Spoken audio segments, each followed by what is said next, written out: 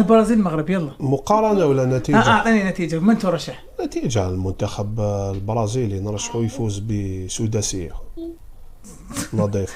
سداسية مباشرة. محمد السادس سداسية أمس. فهمتني؟ هذه هي. شوف، لا مجال للمقارنة بين المنتخبين. المنتخب البرازيلي غدوة تبان اسكو عنده نية باش ولا عنده إمكانية باش يقدر يفوز، لأنه المباراة الأولى معيارية نوعا ما، وإن كان يعني تجارب سابقة علمتنا أنه يعني لا مجال للمفاجأة. أصدقائي صديقاتي، أهلا وسهلا ومرحبا بكم. عرف لقاء المنتخب الوطني المغربي ضد المنتخب البرازيلي ردود فعل قوية من الجماهير ومن الإعلام العالمي والعربي والمغربي. فالإعلام البرازيلي تأسف كثيرا للمردود الباهت اللي قدمه الفريق ديال البرازيل، وأكد على وأجمع على قوة المنتخب الوطني المغربي. كذلك الإعلام العربي تغنى كثيرا بالأداء الرجولي والبطولي للنخبة الوطنية المغربية، وقالوا على أن المجموعة ديال المنتخب الوطني المغربي مجموعة متجانسة تلعب في مستويات عالية، خصوصا اللاعب بوعدي اللي تكلمت عليه وسائل الإعلام الإسبانية والبرازيلية والفرنسية، بل جميع الدول تكلمت على هذا الفتى اللي في حقيقة قالوا على أنه مايسترو داخل رقعة الميدان، بل سموه بإينشتاين الكرة المغربية، خصوصا أن هذا اللاعب فهو لازال يدرس وتخصص رياضيات، فيعني طبق الرياضيات في رقعة الميدان وكان رساما ومايسترو بمعنى الكلمة. خوتاتي، كذلك في الجهة المقابلة أعداء المنتخب الوطني المغربي وأعداء الوطن وأعداء المملكة المغربية الشريفة يعني تنمروا على قبل النتيجة، قبل المقابلة تنمروا على المنتخب الوطني المغربي وقالوا على أنه سينهزم بحصة عارضة أمام البرازيل. وكتعرفوا شكون كنقصد، يعني جيران السوء اللي حشرنا الله معهم في الجوار. وكذلك بعض الأقطار العربية، كتعرفوا كاين بعض الدول العربية اللي تملأ قلوبها الحسد والغيرة والعقدة النفسية أمام ما وصل إليه المغرب وما وصلت إليه كرة القدم المغربية. ففي إحدى المحطات الإذاعية قامت باستجواب زمرة من العرب، خصوصا الشاميين وبالأخص اللبنانيين، وقالوا على أنهم يتمنون فوز البرازيل. على العموم المغرب أخرس أفواه الحاقدين وحقق نتيجة كانت بالأحرى ستكون فوزا تاريخيا على منتخب السيريساو، لكن شاءت الأقدار أن يخطف تعادلا في المتناول، بل كان المغرب هو الطرف الأقوى.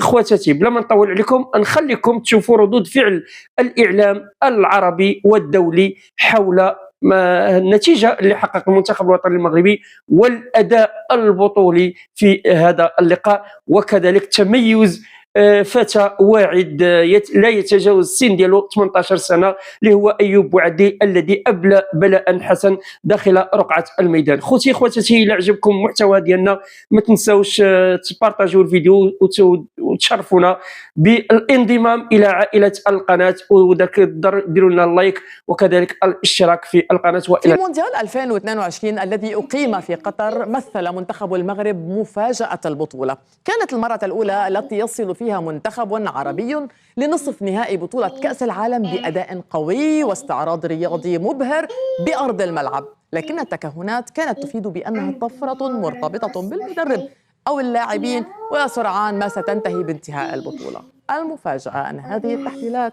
كانت يبدو متشائمة أكثر من اللازم. فما بين البطولتين كأس العالم 2022 و2026 توج المنتخب المغربي بطلا لكأس العالم للشباب في عام 2025 وبطلا لكأس العرب 2025 وبطولات أخرى. وأمس فقط كانت أقوى بداية لمنتخب عربي في كأس العالم حتى الآن.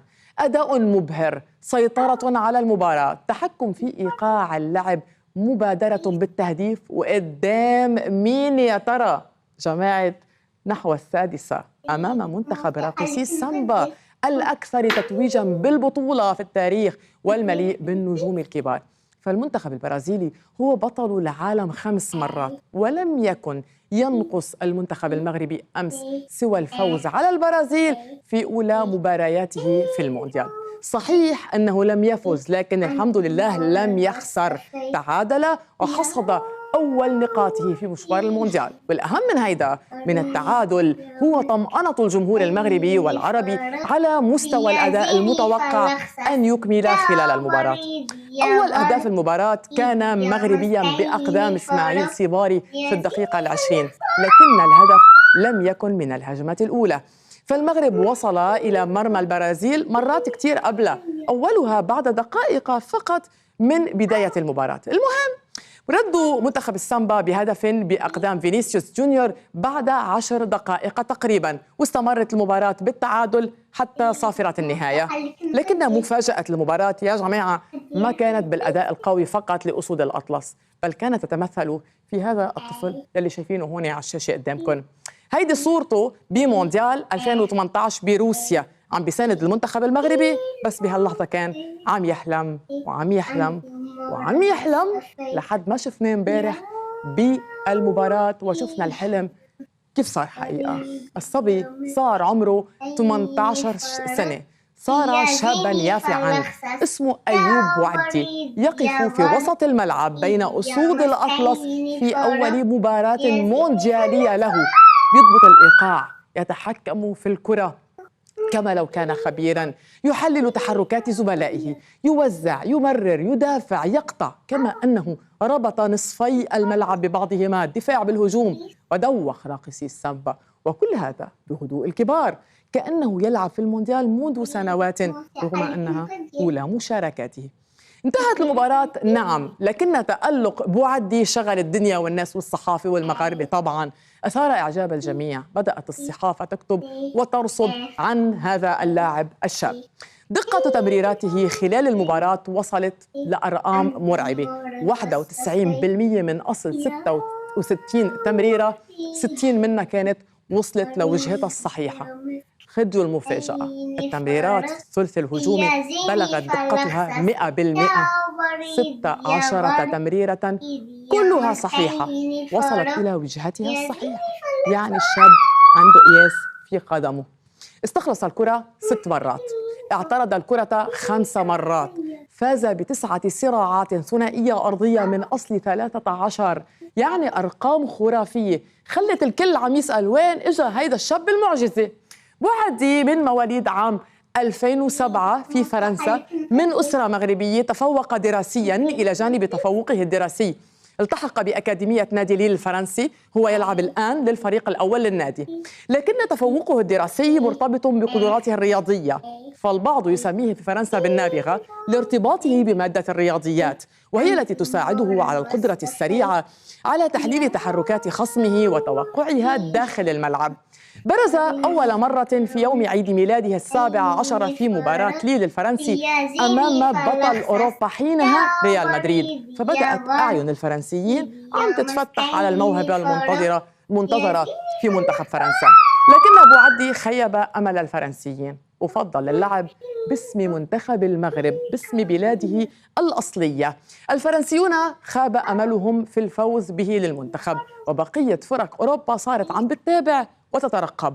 والآن بعد مباراة أمس تقول إذاعة ماركا الإسبانية إن على ريال مدريد الإسراع الآن لخطف بوعدي ليخلف توني كروس في وسط الملعب قبل أرسنال الإنجليزي وباريس سان جيرمان الفرنسي.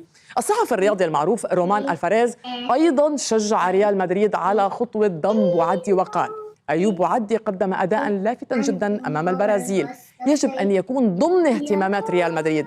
الصحافة الفرنسية تقول إن ليل الفرنسي حدد سعراً مبدئياً لصفقة بيع بوعدي ب70 مليون يورو، وهي دول طبعاً بالنسبة لباريس فراطة، ويمكن فكة على رأي إخواننا المصريين.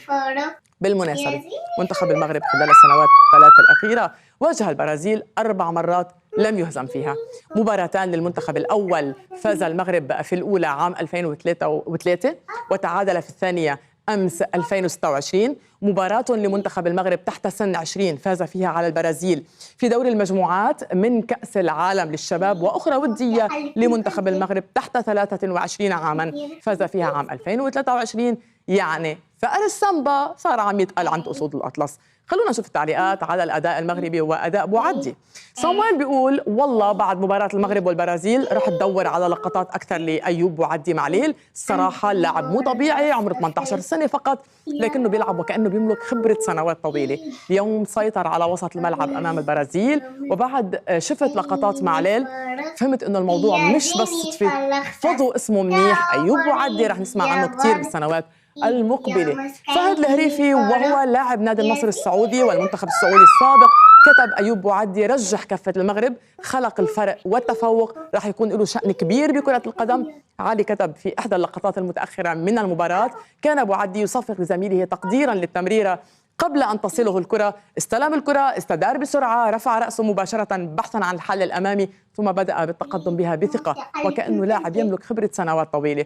خالد كتب كانت أول مباراة دولية في بطولة رسمية لأيوب وعد 18 سنة، أداء مذهل، ثقة بالنفس توازي الإمكانيات. أيوب نتاج أكاديمية ليل، النادي اللي بيلعب معه أساسي وعمره 17 سنة. الموسم الماضي فقط مثل فرنسا للفئات العمرية مشروع المغرب القادر على عكس طريق الهجرة مذهل أما مأمون. فبيقول رقبته بتكاد تكون مثبتة على محمل دوار تلتف وكأنها 360 درجة، بشوف الملعب كله بلحظات، لذلك نادرا ما تخطئ تمريراته لزملائه. قدرة بوعدي مش بس بقدميه بل في عينيه ورأسه ورقبته، فهو يمسح الملعب باستمرار قبل أن تصله الكرة، وعندما تلامس قدميه يكون قد اتخذ القرار مسبقا. لهذا تبدو تمريراته أحيانا وكأن قراءة للمستقبل أكثر منها مجرد مهارة في التمرير.